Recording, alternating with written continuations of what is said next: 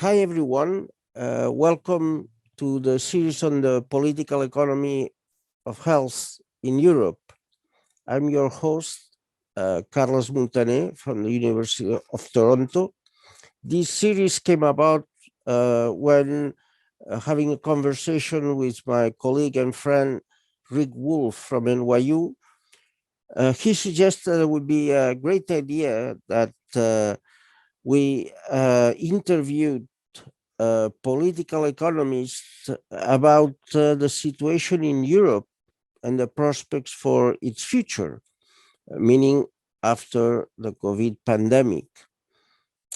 And with Rosina Somani, also at the University of Toronto, we began to schedule interviews with some of the available and most interesting political economists that we found.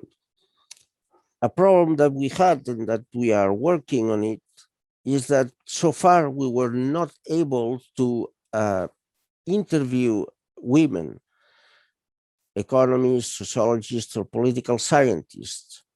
But we hope that in the future we have some of them. I wanted to share with you that the analyses are overwhelmingly made by scientists, university professionals, with one exception, which is the sociologist that doubles as a politician, Carlos Riera from the CUP party in Catalonia. His perspective, I think, is very fresh and kind of unique, based also on his unique insights into the political process. So without further ado, I leave you with these interviews. Please click the like if you do so, and send us your comments. So see you on the web, hopefully. Bye now. The first question is, how do you see the contemporary political economic crisis in the UK, in your broader global analysis and Europe within them? I think this is what is happening now is very serious because we are witnessing an overlap of at least four different crises. There's an economic crisis that has been going on since 2007 and that has remained unresolved. This has been associated with financialization. The crisis of 2007 was a typical crisis of financialization. It was centered in the financial system of the most significant core of a financialized global economy. And the way to resolve or to address at least the 2007 crisis was through financial mechanisms. Essentially, in the advanced economies as a whole, the process of containment of the crisis and economic stabilization centered on salvaging the banks and then injecting huge amounts of resources into the banking system through quantitative easing. Now, that was typical of the advanced economies. It was very different in the middle-income countries and in the poorer countries, which did not have a financial crisis. They had a crisis, but the crisis came through the trade channel, not through the financial channel. And the policies adopted in the peripheral economies were centered on fiscal stimulus to jumpstart the economy. That was very successful in China, successful in South Korea, successful in Thailand, successful in Brazil, and so on. But in the advanced economies, the policies centered on the banking system, and they were not so successful. They managed to contain the financial meltdown, but they did not manage to restart any form of economic growth. So what we saw in the decades since the great financial crisis was a cumulative growth slowdown that was being referred to back last year, the year before, as the Great Stagnation. But the perception that global capitalism was slowing in a significant way for the long term, with no clear exit strategy from the point of view of the largest central banks and ministries of finance in the largest economies in the world. But this comes in the back of 50 or 60 years of growth slowdown in the world economy and in the OECD countries in particular. That is absolutely visible, it's unquestionable. So there is a chronic problem with global capitalism, but on top of that, there is the localized, a specific problem of what happened in 2007 and in the decade that followed. So there was this background of an ongoing economic crisis. In the back of the economic crisis, for a number of reasons, we saw the development of a political crisis of democracy that centered in the corrosion, erosion, decomposition of what we all thought were the most stable democracies in the world, with Brexit in the UK being a symbol of the rise of populism, even in an advanced democracy, the election of Donald Trump in the most powerful capitalist country in the world, and then the rise of right-wing populist authoritarian leaders in a whole range of countries internationally, from Hungary to India to Turkey to Brazil to a whole host of countries. And sometimes these authoritarian stroke populist leaders, they came to power via old-style military coups, take Egypt or Thailand as examples, but these were not the rules. What was the rule was the election of those leaders through the mobilization of specific layers of the population, which I tend to see through the prism of segments of the population that had lost out since the transition to neoliberalism more than 40 years ago. Layers of the population, take the case of the United States and the United Kingdom, very, very clear. Layers of the population that lost out and were victimized by accentuated deindustrialization, by the loss of stable, relatively high-paying careers that don't, in great measure, do not exist anymore, are not available to the younger generation. The loss of the feeling or the perception that you could have a future by playing by the rules of the system, the perception that your children, or the promise that your children would do better economically than you did yourself. And this has been a tremendously important validating mechanism for capitalism since the 18th century. We make sacrifices now, mobility, but our children will be better than us. They will do better than us. And for the first time now, this generation now has lost out on this promise. This generation now, the young will do worse economically than their parents did. And this is a massive problem. How do you justify sacrifices? When you combine financialization back after the 2007 crisis with fiscal austerity to pay for the support that was given to the banking system, then you lose legitimacy. And I think this loss of legitimacy was very significant. So you have a whole generation of people who already felt that they had lost out economically under neoliberalism. Then they were not being heard because the political institutions were not responsive to the drama that these people were legitimately living. And after the crisis, you have fiscal austerity, and that intensifies their losses. And given that the political system would be unresponsive, the field was open to the rise of anti-systemic personalities, striking personalities, what I call spectacular leaders, who promised to bypass a political system, the institutions of the state that are jammed and unresponsive and incapable and unwilling to address the real difficulties this whole generation of people have had and their dreams that they would leave something better for their children. And these spectacular leaders come from outside of the conventional political system, at the margins of the conventional political system, and say, trust in me. Well, why does this mean something significant? It means that they are bypassing the institutions of the state. They're promising to confront the institutions of the state. They blame the state. They blame the privileged strata of the population. Sometimes they blame finance as well.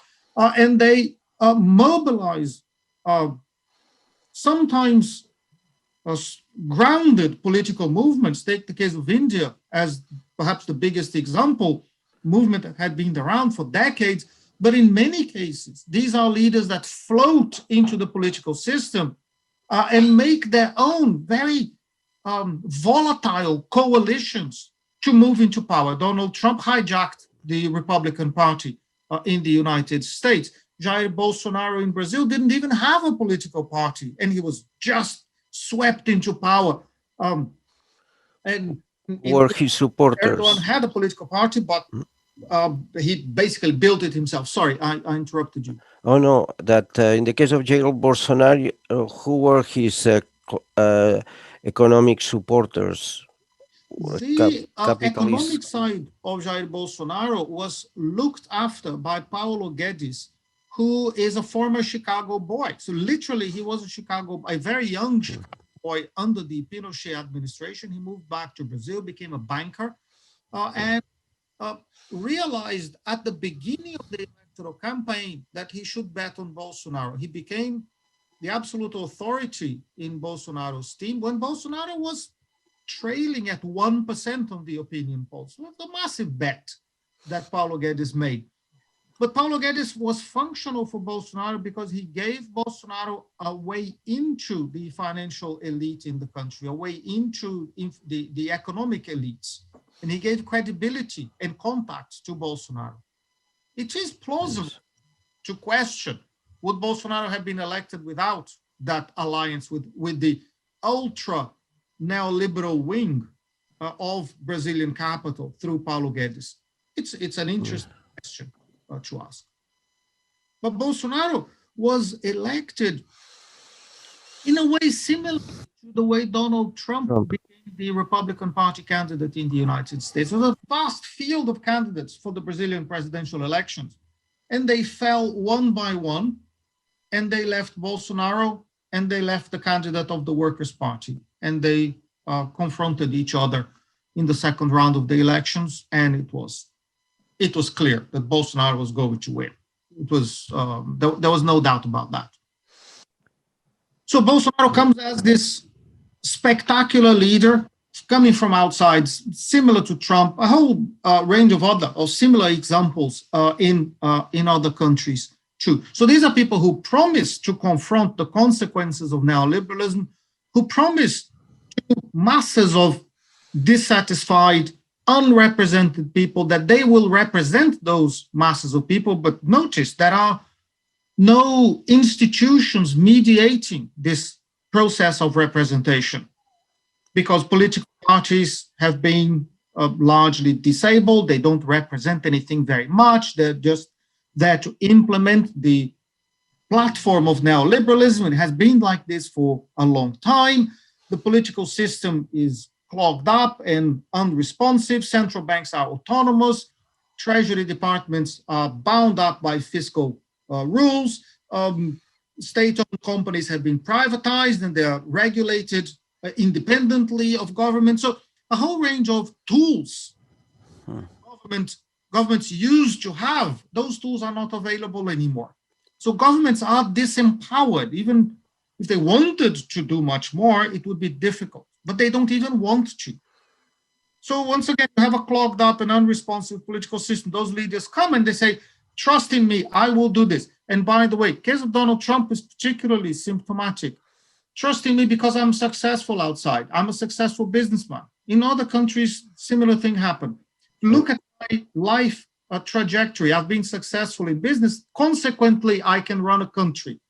Which was not true, actually. Exactly. No, and Trump was not a successful businessman. Yes. It was a complete failure, lost billions. It's unbelievable. But there we are. They come in and they present this discourse and they have massively favorable, disproportionately favorable media coverage, and they rise on the opinion polls. Besides the case of the US, where the difference between, say, the egalitarian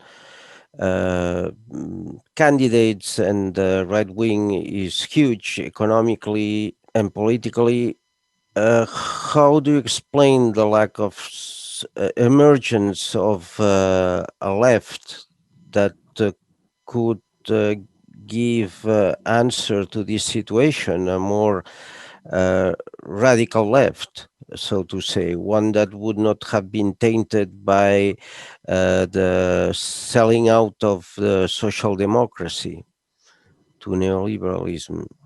That is, this is a difficult one. I think over time, after the defeat of the movements that emerged in 1968, the left was marginalized almost everywhere. The radical left was marginalized almost everywhere. This left social democracy in a large number of countries as a massive field of representation for the working class, for the organized working class. I'm thinking of the example of Europe in particular, because I think in West that was particularly visible. So I had big parties of the center right, big parties of the center left. And the parties of the center, the parties of the radical left imploded completely. Then the parties of the center left imploded. The trajectory of the French Socialist Party, the German Social Democratic Party, the PASOK in Greece, exactly. They imploded. And the center right managed to subsist a bit better. The way I rationalize this is by thinking that they were more closely attached to the ideologies of neoliberalism that had become common sense in our age, and the right is more used to instrumentalizing nationalist discourses and the discourse of individual success in order to obtain electoral validation. But even those right-wing, large right-wing political parties, they are in many cases in trouble because of the rise of, thinking of the case of Italy, but far-right organizations as well, pulling the center of gravity of the political system towards the right. And this is a generalized phenomenon. Yes. Even in Spain, in spite of the Socialist Party not being disintegrated, that's the case. The move to the right has been towards, I would call it neo-fascism. It was already in part rooted in fascism, but now it's very explicit, and there is a all-out competition for this what we earlier could have called extreme right as being the new center of the right-wing parties. This is incredibly important, I think. Opinions that were not acceptable in well-educated discourse would not be beamed out through the media. They have become mainstream. Exactly.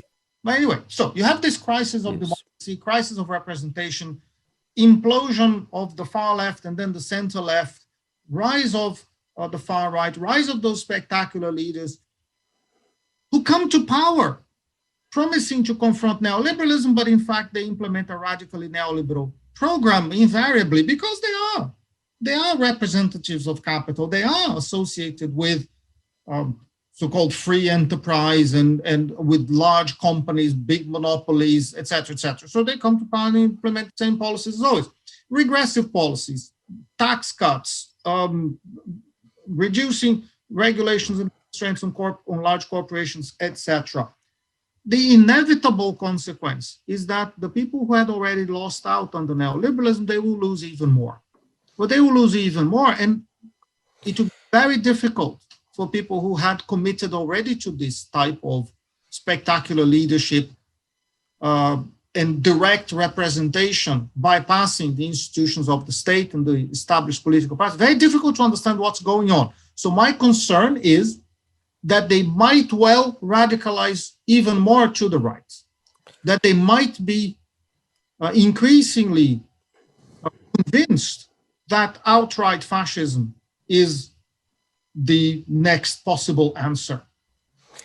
And then you would see an even greater radicalization of the political spectrum. This is the working class, or you include the extended working class, like the middle class that has been downwardly mobile in the core countries of the capitalist world system of Europe, North America, and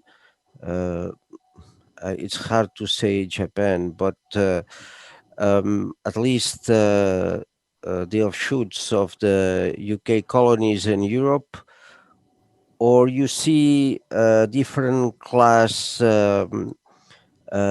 formation as these right-wing type of movements in countries that are in the, say, periphery or the so-called BRICS?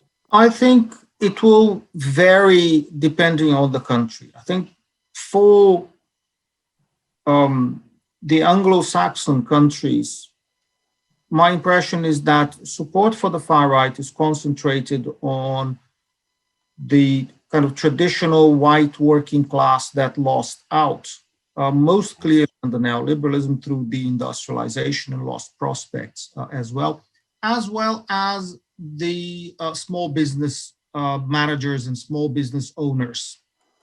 There's some research about the electoral base of support for far-right parties, and that tends to be where it's most concentrated, small businesses.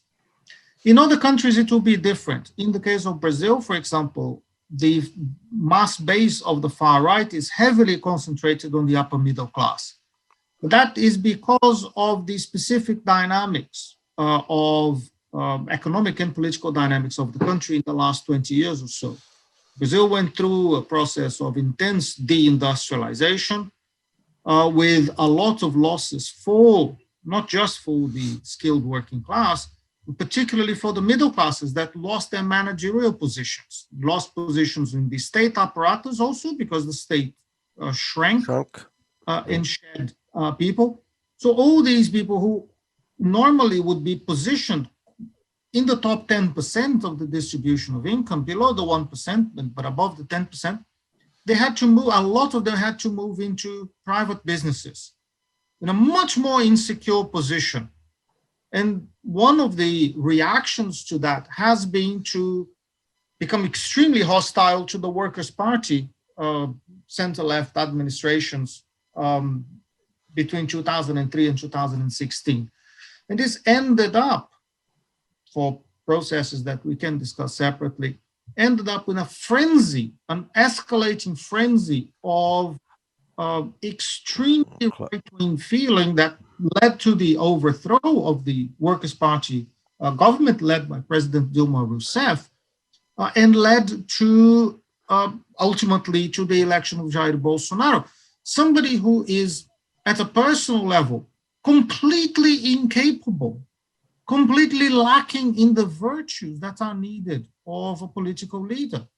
Someone who is not able to achieve the minimum level of bringing people together, proposing some kind of positive program. He doesn't do that. Still, Jair Bolsonaro has had a very solid base of support in the opinion polls. It is shocking. But then it's not unique. Is that the working class in this case doesn't vote because the health gains, for example, of the oportunidades were surprising millions, I think 40 million Brazilians, or between 20 and 40 million, improving their health and economic standards during the Workers' Party tenure, how is it possible that in spite of this, they were losing? The corruption might be real, but there has to be lack of class vote, alienation from the political process, or what is the explanation for this? Because, as you mentioned, the upper middle class launched a terrible uh, class struggle against the working class during the campaign, but they are only, say, 10-20% of the class structure. So, how come they were able to win? Yeah, 10 or 20%, this is correct. But they have enormous influence in the media, in social organizations, in all sorts of businesses. So they have a disproportionate impact on the political system. But the uh, transfer programs in Brazil, as you mentioned correctly, they were very, very successful, reducing poverty and extreme poverty hugely in the country. But these were transfer programs that did not build and were not associated with any form of mass organization. They were associated with individualistic behavior.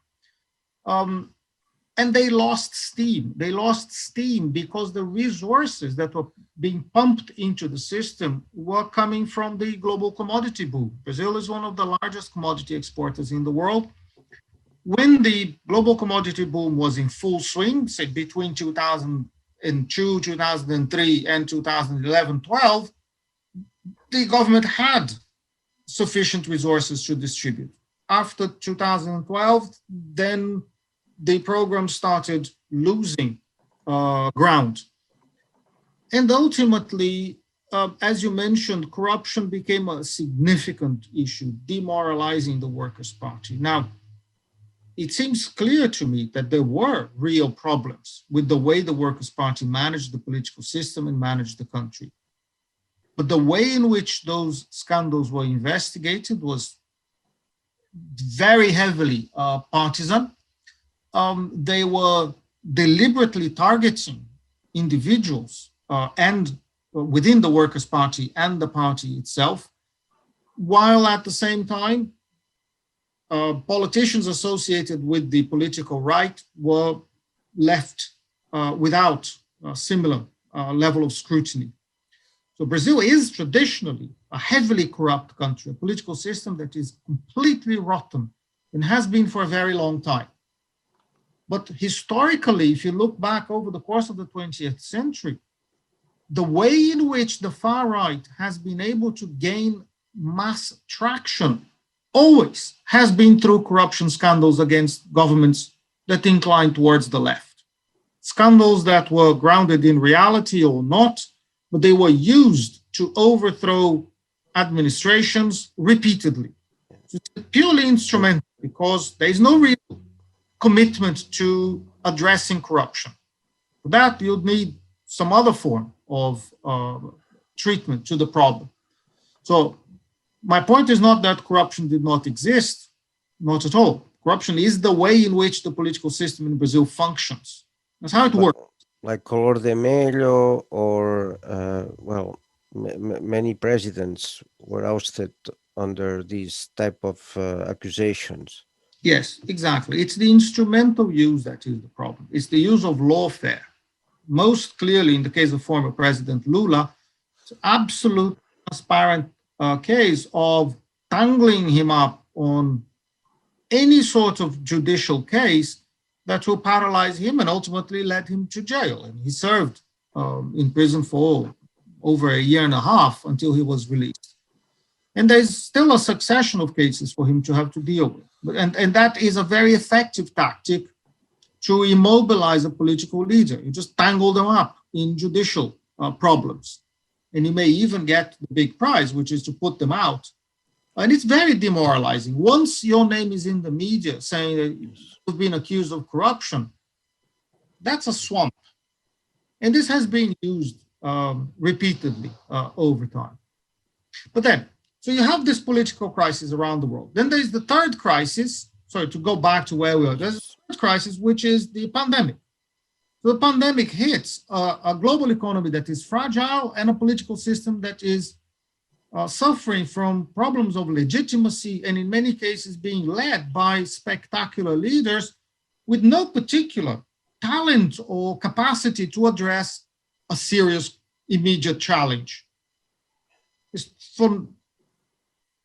partly for this reason that we see some of the greatest catastrophes in the world in recent times develop exactly in those countries that had been captured by those spectacular leaders of the right.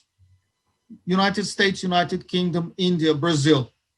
And there are at the same time, it's not that the pandemic was untreatable, something that just happened like a meteorite that falls on Earth. Right. Most countries in the Far East managed to resolve the problem. India has been a disaster, but Kerala state has been a success. Senegal is a very poor country, and they have been extremely successful addressing the pandemic. And countries that are much wealthier, Vietnam, Vietnam has been incredibly successful. Taiwan, Exactly. Korea. Exactly. So, in very different ways, China, South Korea, Taiwan, Vietnam, Kerala state, Cuba, Senegal, very Cuba, different ways to address the pandemic. There are many ways even Venezuela. successfully. And then you eliminate it. There is no problem in most of these countries. New Zealand, to talk about a Western style country. Yes. It's perfectly possible to address it. But significant large countries completely botched their response. And tens of thousands of people died unnecessarily. From my point of view, this is a crime. It has to be investigated as a crime because it was totally avoidable. I think so. Exactly. I believe so. And Totally agree. political decisions Even that in the led case. to so many deaths. Sorry. No, please go ahead. No, just so many cases, so many political decisions that directly led to tens of thousands of deaths. There has to be a reckoning and an attribution of responsibility. Absolutely, Didn't have to because happen. public health preparedness is something that many countries were supposed to have implemented. It's not something that you wait until you're hit by a pandemic. It's something that public health agencies should be prepared for. Neoliberalism, austerity, the two crises in this century, plus the 20 years of previous neoliberalism, certainly didn't help either healthcare or public healthcare, even in the wealthy countries. And yet there is something completely, I would say, unforgivable about the mistakes in the lack of preparedness and the delayed response in many instances in countries that should have known better, if you allow me to express it in individual terms. So I totally agree with you about the valuation or the severity of what happened. The case of China was at the beginning treated with contempt in Europe, in my own perception, since I am in public health, with a mixture of political contempt and a little bit of racial overtones, as if their lockdown measures were something that could never happen here, and yet most countries were forced to adopt these measures. but late when it was, in many cases, already uh, a very large epidemic causing many avoidable deaths. And well, I'll let you talk about it. I agree with you completely. China was confronting the coronavirus unprepared. It just happened to be there. But the other countries, they had time to prepare. And the example that you mentioned of Vietnam, Vietnam shares a very long border, land border with China, and they managed Yes. to protect themselves. Vietnam has a GDP per capita that is low. It is low. Yes. And So they did manage 1/10 of an advanced economy, a typical advanced economy. And they managed to contain it. They managed to confront it. They managed to resolve it. It is not then a matter of income level as such. Senegal is another example, Kerala State is another example, and there are still others. It is a matter of organization, it's a matter of preparedness, it's a matter of capillarity of the health system, it's the disposition and the capacity to implement the health policies that are necessary. You need to track and trace people, you need to enforce quarantine, you need to make sure that you contain the virus as early as possible because it spreads out exponentially. But this should have been known, and it was known. It was known because for several decades, um, military planners and civilian planners around the world knew of the possibility of oh, pandemics. And Dr. Saad Filho, we start the second part by continuing where we left it with your analysis of these three simultaneous crises. One is economic, the other political, the other is health, the public health one. And you were mentioning how the economic development, for lack of a better word, the wealth of the country in the global capitalist system is not what predicted the better handling of the crisis. It would be something more like a state, in particular, public health capacity, and that there were very good historical examples like the Kerala state in India, which has been communist or Congress during many years. These two parties disputed power in this state, achieving equity during some decades that was really beyond what their wealth would make us expect. And then, of course, Cuba, the only properly communist country in the world, I would say, or close to it in some fundamental aspects. And then other countries, like you mentioned, Vietnam. So here is where we left, and I would encourage you to continue with your analysis and talk about solutions that may be possible in this huge capitalist crisis that we are entering. we have three overlapping crises that feed on each other.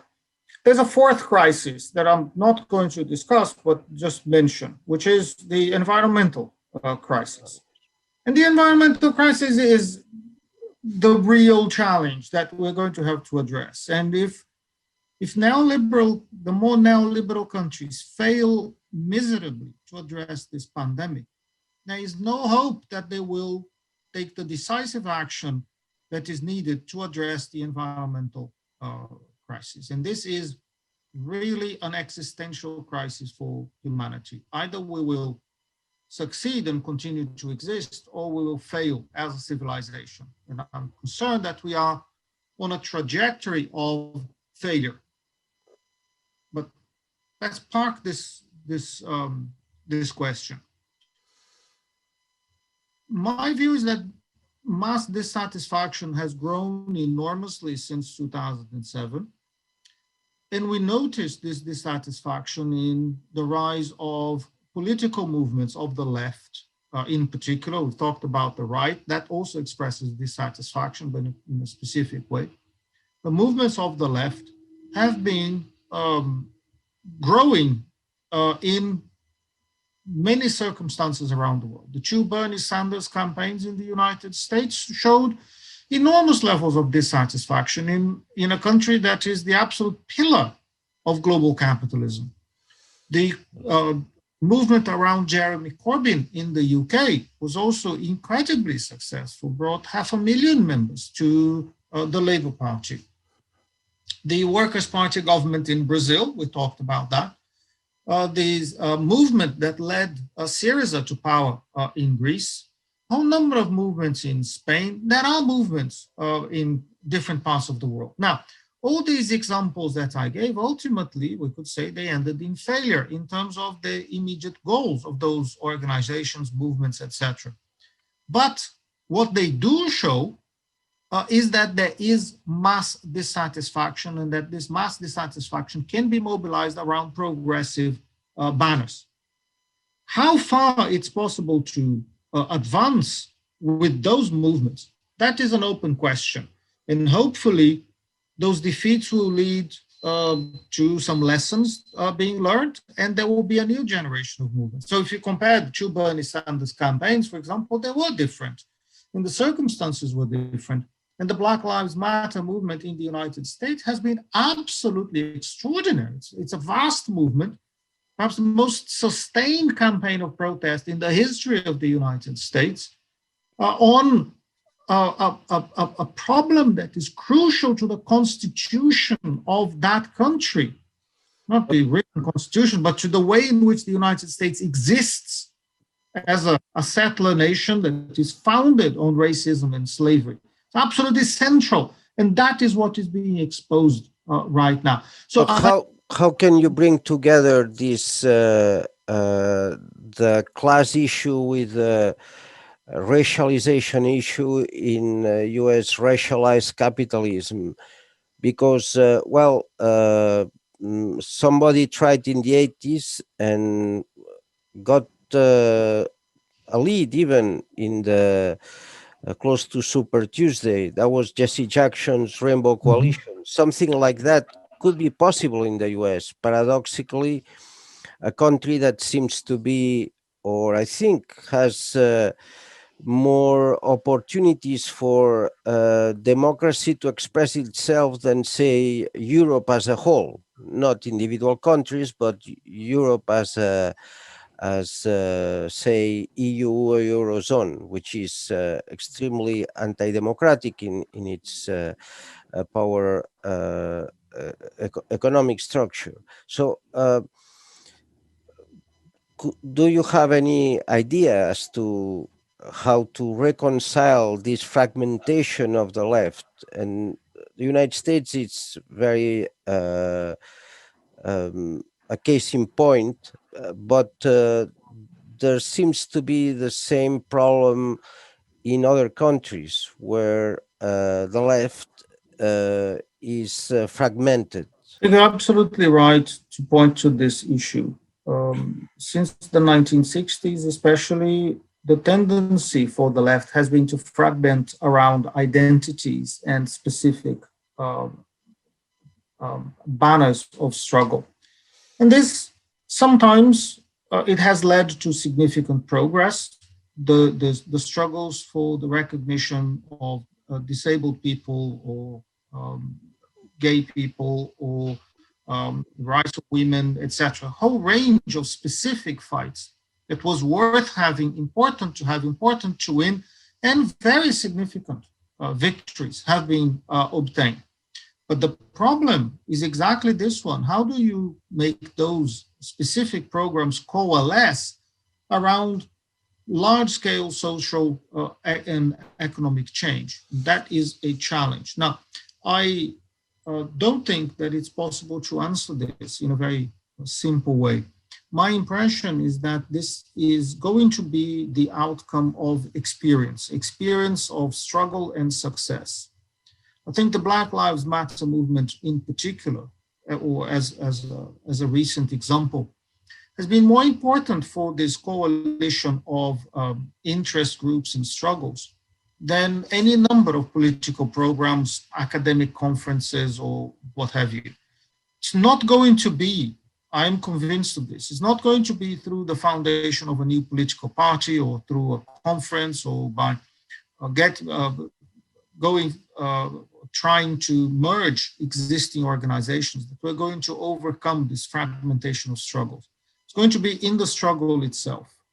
And then from those experiences of struggle, then the political leadership, then the academics, then the organizations will be formed to represent that actually constituting body of interest and struggle.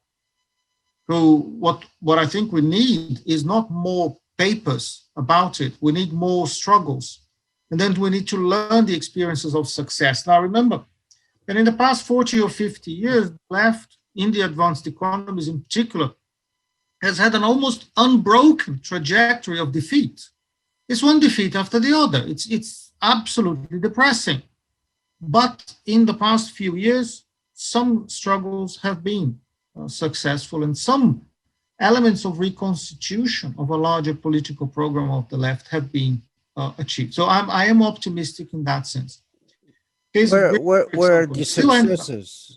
I'm sorry. Oh, no, sure. Take the example of Syriza. Syriza, when they got to power on the back of a mass movement of impressive capillarity and capacity to represent all sorts of segments of the population within Greece. Didn't last very long, no doubt about that. But it shows what is possible, at least in principle. So I am impressed with that. Leadership in a political movement in Iceland or in Finland, sometimes in Denmark, there have been successes from the point of view of the left, at least at the level of defeating the far right and introducing broader representation into the political system. No great revolutions have happened at all in recent times. But we live in a different moment. We live in a moment when neoliberalism has been triumphant almost everywhere. It has fragmented society and working class in a very profound way. So for you, of representation. Sorry? I'm sorry, for you, the victories of the center-left coalitions in Scandinavia to contain the far right are notable victories given the global context of neoliberal hegemony. Given the context of failure and defeat almost everywhere, I am willing to grasp at straws. Now, notice the rise of racism across Scandinavia. That is very concerning. Sweden, yes, Norway, yes, everywhere. Yes, that is incredibly worrying, and in so many places. The Democratic Party in Sweden, for example. It is a very serious problem. And it links with the issue of fascism, with nationalism as a way to provide some form of convergence of interests within the established working class.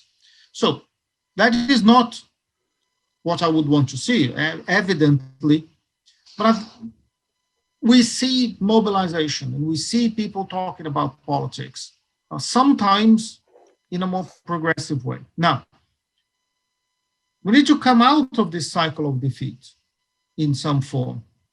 And we can't see how this is going to happen. My impression is, well, I'm hopeful that the pandemic will lead to some lessons that simply to talk about privatization and how bad the state is, and to say, I'm a big leader, vote for me, these approaches will be defeated.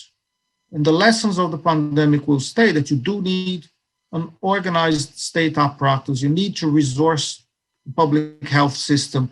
You need to build legitimacy for the institutions of the state, etc. I hope these lessons will stay. And I hope that in the back of those lessons, the societies realize how severe is the threat of environmental collapse. And decide on forms to address this that will necessarily, inevitably, have to involve public policy, because there is no way to address a collective problem through individual solutions. Pandemic is an example. You can't, as an individual, make your way out of the pandemic. It's a collective problem. It has to be addressed collectively through the instruments of public policy. That's what and we've got.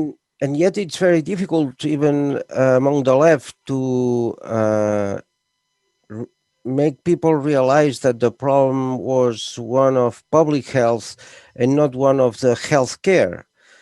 So um, I think that theory and, for lack of a better word, education is important uh, to realize the uh, egalitarian goals, including, of course, the climate crisis of the left.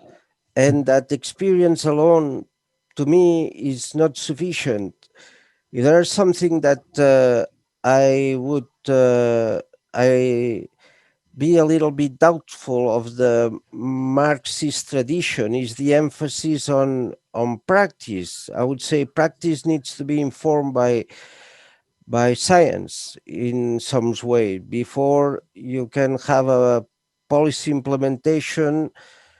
You need to have some uh, applied science to base it on, or piloting and so on. So I don't know if you agree with that, but knowing where you want to go, and politically, which is the theoretical part, and having some, for lack of a better word, scientific literacy is becoming very important in our moment. I agree with you.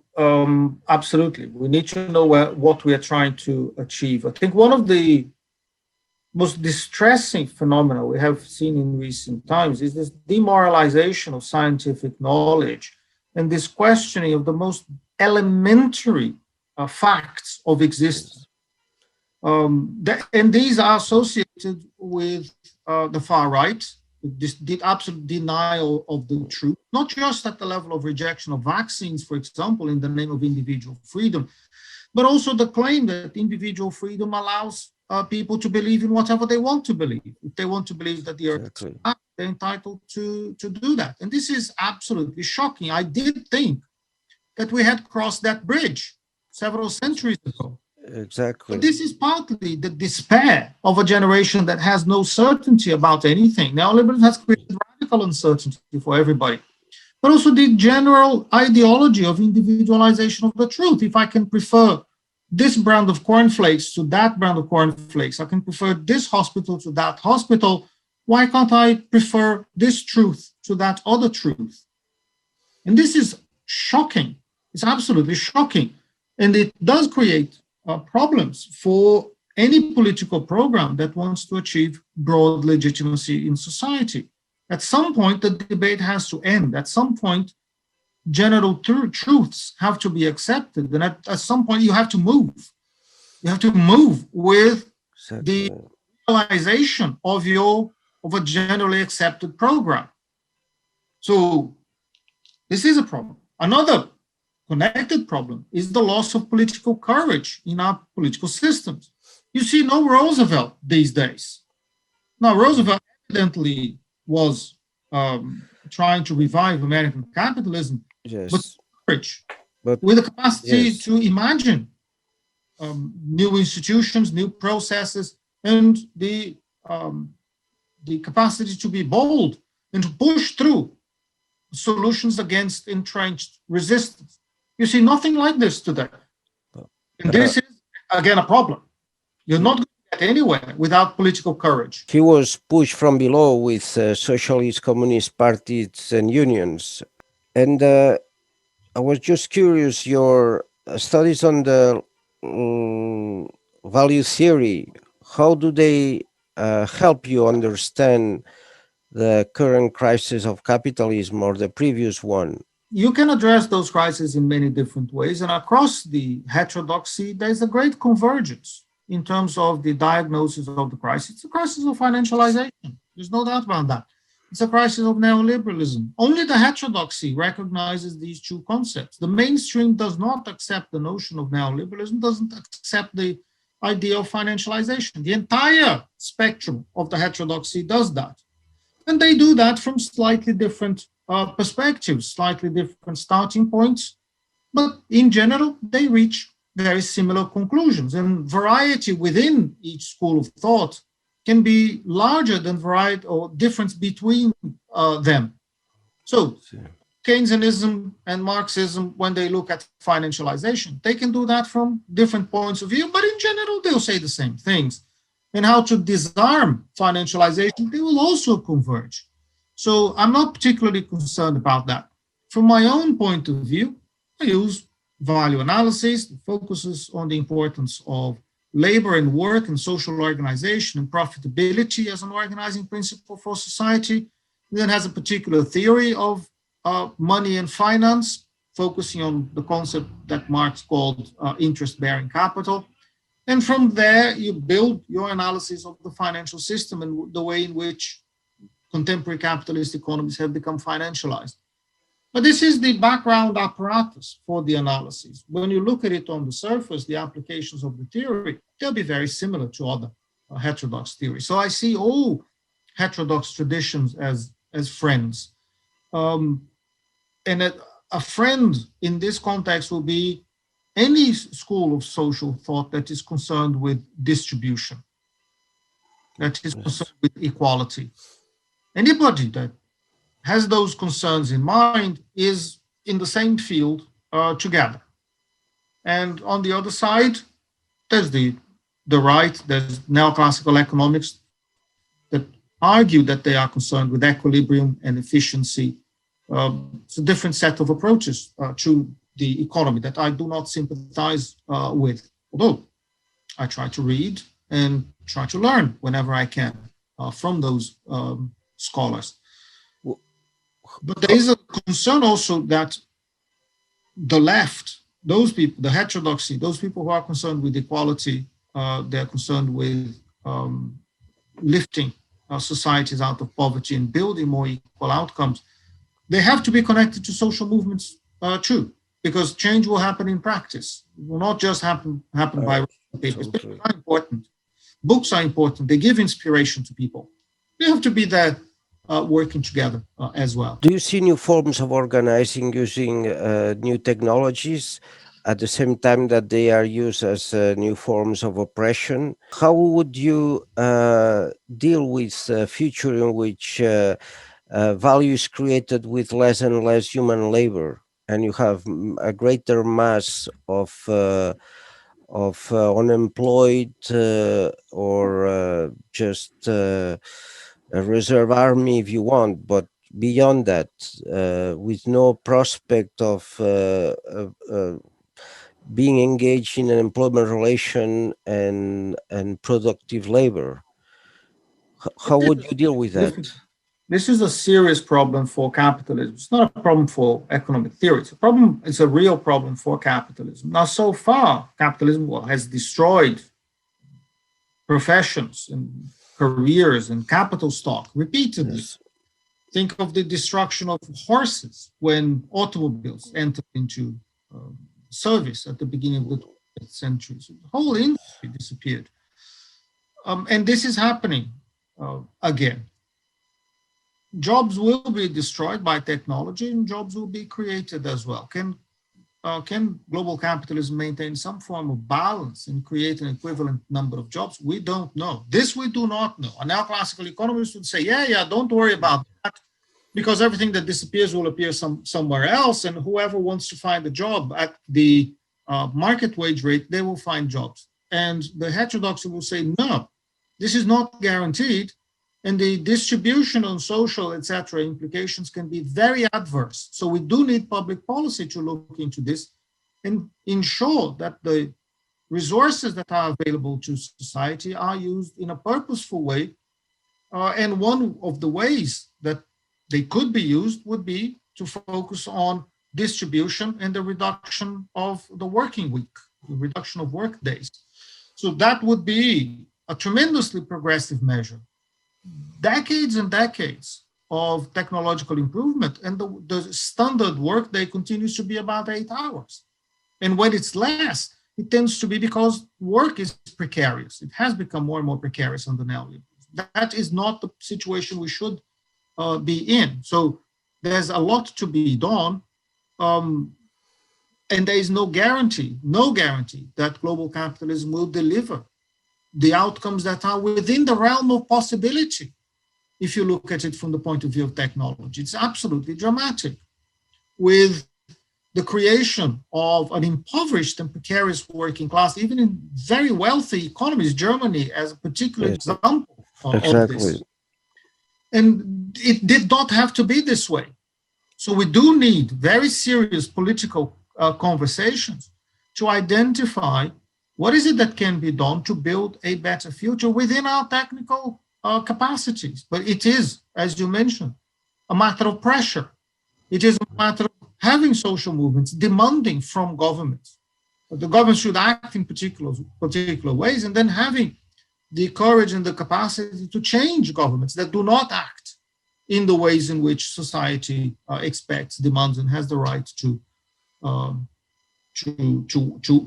want and see implemented. Given that the positive change that you expect it to happen at the nation state, do you think it's easier to transform a small states in, say, a place like Europe or larger ones? Do you think that there is evidence that egalitarian transformation is easier to achieve when it's in a small state than in a larger one? And do you support the creation of small states where people want to create them, or are you for larger units of states, like what would be the Eurozone, but with an egalitarian, well, that's science fiction, but I would say an egalitarian European Union? I think that would be a very positive step forward. I think nations are imagined communities in the standard sentence. If peoples of particular regions, areas, units feel that they belong together, they should have the right to belong together and form a state that they feel represents them. It's a basic principle of democracy and accountability. People should not be forced to live under a political unit that they feel does not represent them, or that they feel exploits or violates them in some significant way. It just should not. So secession should be a right. National reorganization should be a right as well. But I do hope that peoples in different national units will see commonalities across borders and will treat each other respectfully and in a welcoming way, and will, as seamlessly as possible, walk towards a common future. It doesn't mean the abolition of states, abolition of borders, or anything like this for the foreseeable future, but it would mean incentives for visits, for cooperation, for common projects, for treating each other equally and in the most friendly way possible. So I would hope that this is possible to achieve. And the European Union has been very good in several aspects. It has been very bad at the level of macroeconomic policy, for sure. But cultural programs and common travel areas, etc., these are very positive developments, and I hope they will continue to prosper. We are very honored that you gave us your time. Thank you, Carlos. Thank you, Rosina. It's been great to Thank you very much. Both. It's really wonderful to talk to you. Thank you so much. Thank you. Bye-bye. Bye. Bye-bye. Thank you, Alfredo.